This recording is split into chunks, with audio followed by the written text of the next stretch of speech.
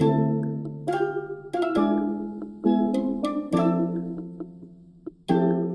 year 4, I remember, the general convocation. So there were some funny stories, to be sure. And I've had a chance to reflect on it, and it actually was pretty funny. The first funny thing was in my orientation, Nikki and I had to go meet with Frank and Anita. And they did an assessment to determine how gay you were.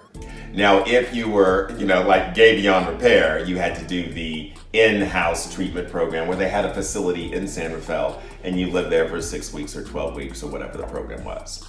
So my goal was to present not that gay. This is Northern California. This is Northern California, yeah.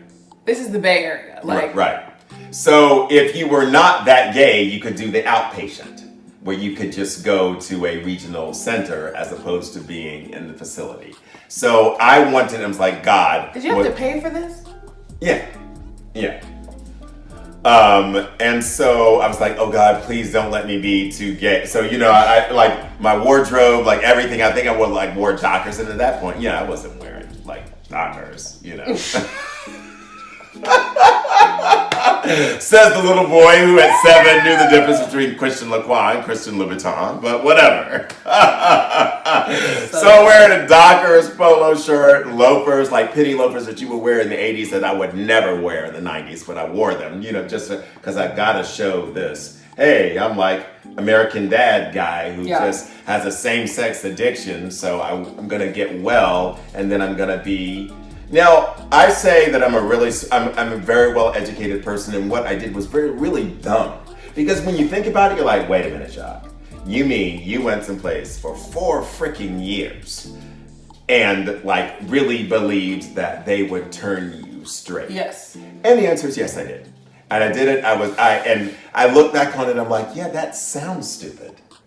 But I'm so thankful for the journey. Right. Because I'll tell you what the journey did for me. The journey absolutely confirmed I am created exactly as I'm supposed to be. And so the awakening moment for me was in year 4, they did the general convocation and they said, the speaker, the facilitator said, imagine you're a perfectly manicured lawn. And you're a beautiful lawn, you've got all the flowers, and there's a weed that comes up in the middle of that lawn. And it upsets the pristine nature of the lawn. And so what you've got to do is root that weed out so you can continue to be this perfectly manicured lawn. And I reflected on that. And I was like, But you know what? A manicured lawn, by definition, is artificial. It's not real. What's real is a rainforest. What's real is the tundra. What's real is nature as it exists in its wild and untamed state. And so why am I attempting to be something that's artificial when I need to default and be my true natural self? And so that's when I self-selected out. There were 2 things that were going on. So that was factor number 1. The second factor that was going on, at that time, your mom and I, this was between 2000 and 2004, we were going through a lot of rocky issues. And Nikki at that time was also in church leadership, and she was facilitating a women's Bible study. And they were reading a book called Changes That Heal. Chapter 2 of that book is what really did it for me. Chapter 2 talks about Jesus being the perfect balance of grace and truth. And they gave the example in the book of Alcoholics Anonymous. And they said a statistic, which is true, that Alcoholics Anonymous, that organization, has helped more people live victoriously off alcohol and drug addiction than certain Christian churches or organizations, because AA starts with truth. Hello, my name is Joe, and I'm an alcoholic. And I realized during my entire life journey up in that time, and I was 40 years old, and all the experiences that I had, and all the love affairs that I had, and all of the actions I had done, I never self-identified and I never spoke the words, I am gay. And so 11:30 at night, you guys were all asleep. I'm reading this book. We were in College Greens, the Grand Rio house. And I said out loud, I am gay. And I started crying. And it was the most healing, cathartic cry that I've ever cried in my life. I cried more deeply than I did when you were born, more deeply when your brothers were born. But it was just a cry of affirmation that I was on the path to my truth. And I remember waking your mom up, and I said, wake up, wait, I got something to tell you. And she said, what is it? And I said, I'm gay. And her immediate response was, thank you. Ooh. And just like that, that was the beginning of the beginning. And then I had to figure out, well, what's the model? Because there again, when I looked out in 2004, there isn't a model for an African-American educated Christian upper middle class couple to navigate the space of both and, meaning we can be a loving family, but we are going to be a family in transition because clearly she deserves to live her best life and find the man of her dreams, and so do I. And we get to positively co-parent 3 beautiful children, and that'll be okay. There wasn't, when I looked out there, there wasn't a book, there wasn't anything I could go to for anybody that looked like me to help me with a blueprint. So we had to make a lot of it up. And in the making it up, I'm sure we made a ton of mistakes. And so publicly, I apologize for. Looking at y'all like, yeah, for sure. I apologize for every single mistake. But the come from was we were trying to do the right thing. And there wasn't a model. And so, and I look now at 2019 and I am, I'm pleased about some of the things that I see. And still I am dismayed about the lack of real progress in certain areas, particularly among our community. General communities, yeah, but I think our people still have ways to go. These are Definitely. facts. But now, zooming in on specifically you. Yes. Coming out to Yes. So, since I came out publicly, to Nikki and then to people on my job, Nikki, your mom's like, okay, you've got to tell the kids. And I figured the first person I would tell would be you. Now, I came out to Nikki in 2004. I didn't come out to you until 2008. Yep. So that was 4 years of trying to figure it out. And I can I read the passage? Yeah. The passage from my read journal. away. We've got So a journaler. I felt that it was the right time, for you because I thought you had given me hints that you already knew. I was catching hints. Yeah. Because here's the thing. So I don't have a full, backdrop of my life. I won't do that. But I will say the abbreviated version is like, when I was little, like my dad was like my best friend, / like superhero, / like I was like mini-me. Right. So yeah, like even now, I get jokes about being Jacques 2.0. So we're pretty much the same person. So I don't know, like I just, you're what? I can't. Can I ask you? Do you remember that when you and I were shopping? We were shopping at Downtown Plaza when Downtown Plaza was a thing. We went shopping for you, and then you said, "Yeah, Dad. Now let's go get something for you." And we went to Express Men. Okay.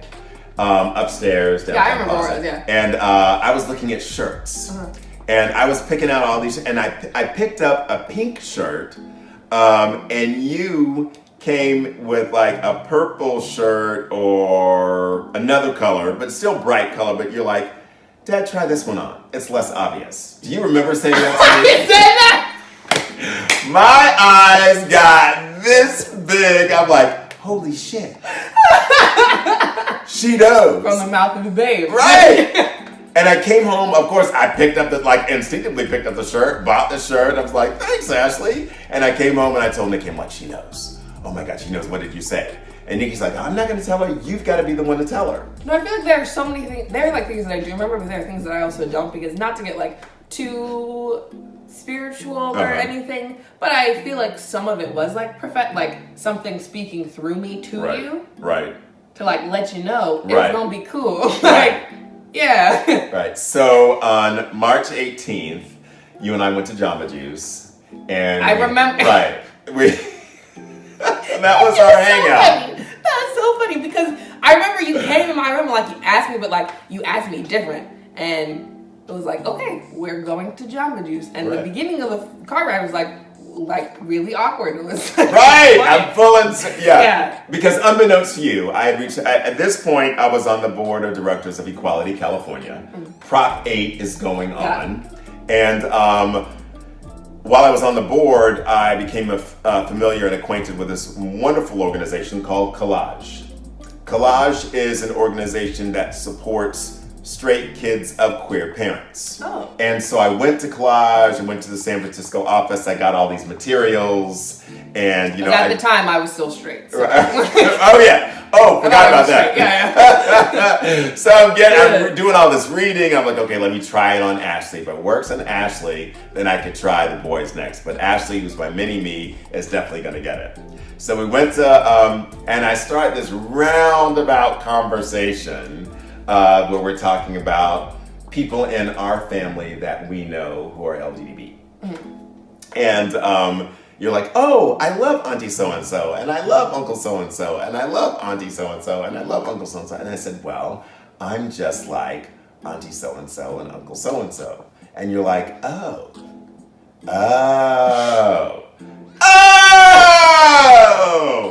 And then you said, your punchline was, I remember. That's why you love Beyonce and Mariah. I also said that explains why you like shopping more than mom does. Right. Because my mom hates them all. She still hates them all. She's still an inner dude. She's an inner straight dude. Yeah. But that's like Disneyland for us. Oh, totally. It is our happy place. So I was like, this all came, and the Mariah and the Beyonce thing came together because it's like I had friends' dads who would like be in front of the TV if a Beyonce music video comes on, like, you know, clapping because like she fine or whatever. And it was not the same. He'd be in front of the TV clapping, but because like she's the queen, you know what I mean? Like because we bowed. Yeah, right. And we want to see what she had on. We want to see, you know, I mean, like, yeah. We are members of the Beehive. Unapologetic, right? Yeah, absolutely. Yeah. In fact, we gauge you by how well, if you are accepting of Beyonce, we like you. Yes. If you have an issue with Beyonce, we don't trust you. We don't. We don't. There's It's something okay wrong if you're with not the biggest fan. Like, you don't have to be. But definitely do not speak against her. Exactly. If you dislike her, you're a hater and you have bad energy. And that is the 11th commandment. Thou shalt not speak against Beyonce in any way, shape, or form. Oh, you got to go. So part of my healing process was journaling, and I really enjoyed. And it's been I've been like reading back and reflecting because sometimes, you know, time and distance will make things nostalgic, and you forget, you know, the actual angst and pain of the experience, and you forget how far you've grown. So reading this really reminds me how far we've come. So, so my journal entry, Tuesday, March 18, 2008. I came out to Ashley today, and it was really great in all caps. Oh, yay! And I said, so my ex-wife is one of my best friends now. But obviously when we're in the middle of life makes you respond. So my next sentence, like, it all started out as a confrontation with Nikki, parens. Big surprise there, huh? And I laughed because Carrie Bradshaw. And I'm laughing because I'm like, wow, oh yeah, it was really funky back then because, again, we didn't have a roadmap. There is no blueprint, so you're trying to figure this stuff out, right? Apparently, Ashley called her to let her know that, oh, do you remember this? Apparently, Ashley called her to let her know that I was looking, quotations, at guys with no shirts on while she was gone. See, that's what I was going to say before when I was like, hey. But yeah, no, I do remember that. Yeah. Because I was like, Yeah. Okay, so here's what happened. I was checking my email on Sunday, and I had just opened an email from one of these, one of these download groups, dlbrothers@yahoo.com, when, unknown to me, Ashley walked into the office, and I couldn't close the window in time fast enough. So, dlbrothers.com. That's so dad. And that is the thing. That's dlbrothers@yahoo.com. At least, y'all were you knew what you were. Yeah, exactly. But I'm glad to say that I am out and free. Yes. So Ashley walked into the office. I couldn't close it fast enough. Fortunately, she didn't see the whole in capitals. And thank God she didn't see the whole thing. But yeah. And I'd still be in therapy. Right. Hello. Look. But she saw just enough to pique her curiosity, and she put two and two together. When she asked me what I was doing, I just responded that I was checking my email. She kind of chuckled and said, "Sure, Dad." She is my mini-me. You can't get nothing past Ashley. I knew right then and there that I was busted. See, I even acknowledged it. I acknowledged it 8 years ago. Bajillion years 11 ago. years. 11 years ago. Shit. And I'm like, okay. And I knew I was busted, and she was going to immediately call Nikki and tell her. So, when Nikki called me today, and when I was in the middle of all my stuff at work to tell me that we need to talk about the kids, I was immediately put off. I just wanted to come out and say, and say it as opposed to all the dramatic buildup. And where is, let me read further down. Still reading.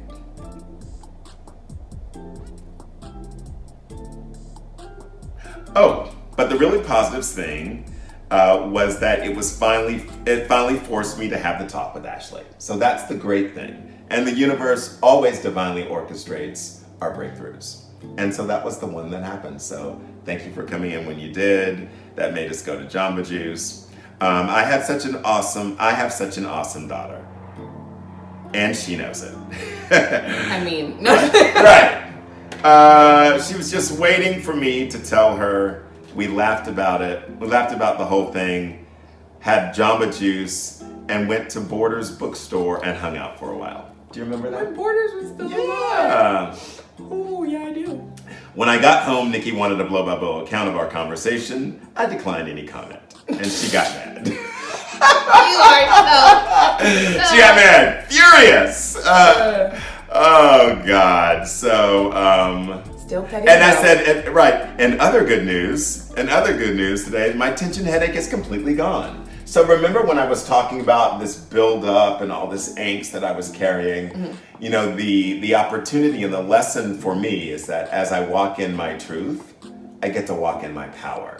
And then all those things that were weighing me down are eliminated. Mm-hmm. And so this, the fake heart attacks, the tension headaches and all those physical and emotional issues seem to completely disappear, once I came out to you and once I came out to myself and once I walked in my truth.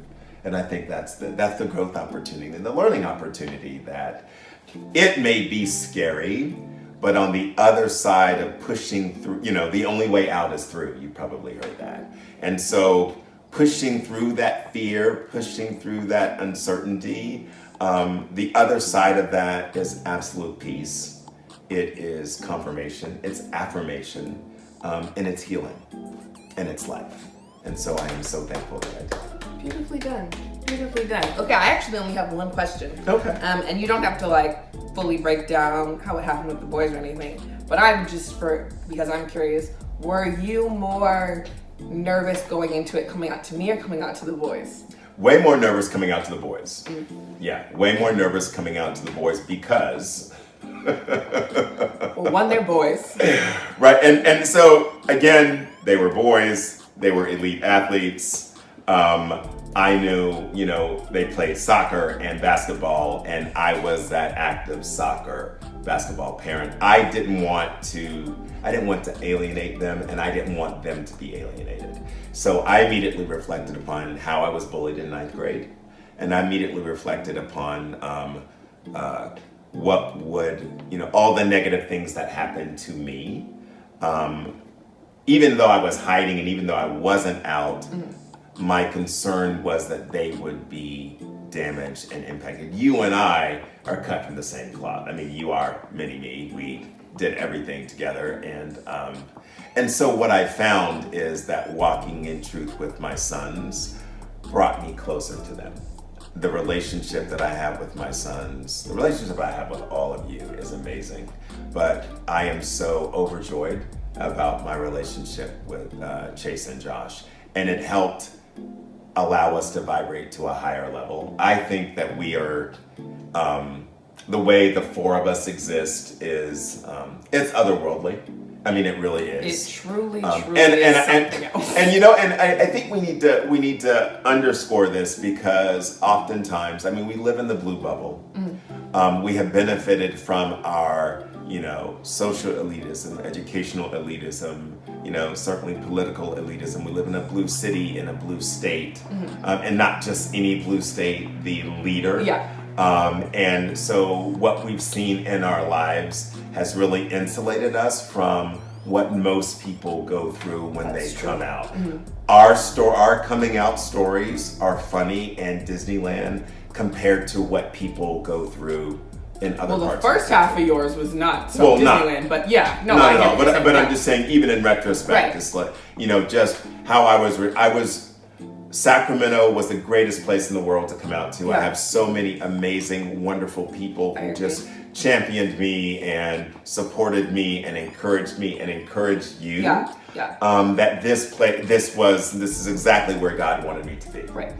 And I know that in other parts of the country, it's not like this. In other parts of the country. Other parts of, even though you said blue city and blue state, even other parts of this state, because I have friends who are from places like Placerville or smaller towns within California that had very different experiences, and I acknowledge that in my own coming out story too, is that it's not anything. I didn't have to go through anything that was like traumatic or that would be hugely motivational to other people. I was really blessed to have a really positive experience because I had such a supportive family and friends and a greater community that I didn't have to fear any of those things. It was really just the dealing with yourself and battling with what you got going on inside of you, which everybody has to deal with, but especially for people in other parts that are not so fortunate. So you have to battle yourself and then the world around you, and that's absolutely. And we should. And I had to really live there for a while because, when I came out, and I was like, well, everybody should be out. And then you have this righteous indignation for people who are living closeted. And life taught me that my experience is uniquely my experience, and I should be in a gratitude space. But there are many, many, many men and women and young boys and young girls who are fearful for their lives of living their truth. And so the space that I'm in now is a total acceptance space of wherever you are in your journey, it's okay and it's where you need to be.